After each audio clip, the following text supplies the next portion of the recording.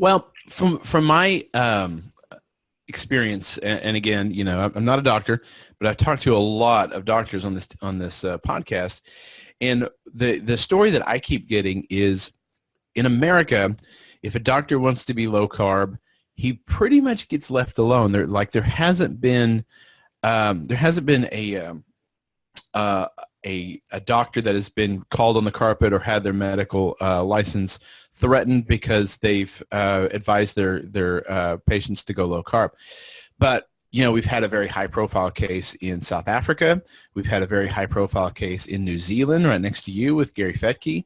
Actually, Gary Fettke is Australian. Oh, I thought he was New Zealand. He's from Tasmania, which is the southern island of Australia. But I I thought that was the. I'm American. I don't know anything about geography. I thought I'm it was. Be careful what I say, but no, Tasmania is part of Australia. It's close to New Zealand. In fact, where I am on the west coast of Australia, Tasmania is a lot closer to New Zealand than it is to me. But no, it is actually part of Australia. So I thought it was a separate board. So there's already been a high profile case there in Australia of a doctor that has been called on the carpet for being low carb.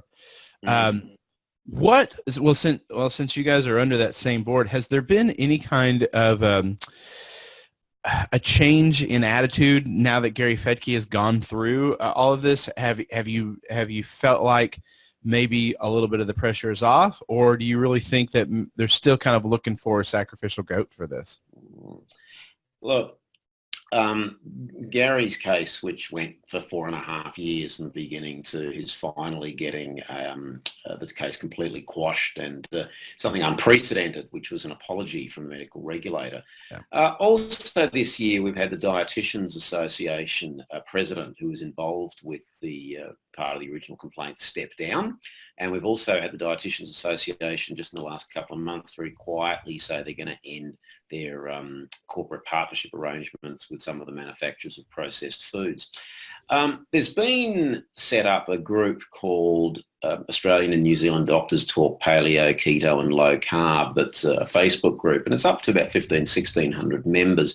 So I suppose to get back to your question, now that the whole finding has been overturned, I think there is a view that the regulator in Australia will not try again to take on doctors over dietary advice. So I think some people are still a little bit wary, but the fact that he was fully exonerated and received an apology, and the people who have complained are now sort of running a little bit for cover, suggests that we are seeing. I think we will see more doctors being prepared to recommend low carb, and I think the regulators will have to, I think they will have to stay away. I don't think they've got really any grounds to go doctors on that basis. But sometimes these people are a bit of a law unto themselves, but it's certainly looking a lot better than it was 12 months ago.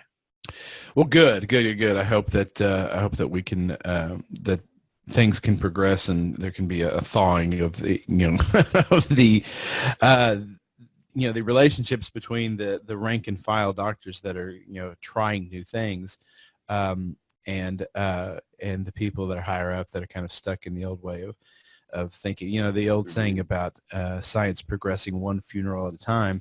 And sometimes you listen to how these people are talking, you think, okay, well, it's going to be 20 years before we get rid of this person, and then maybe the next person's got some more up-to-date information.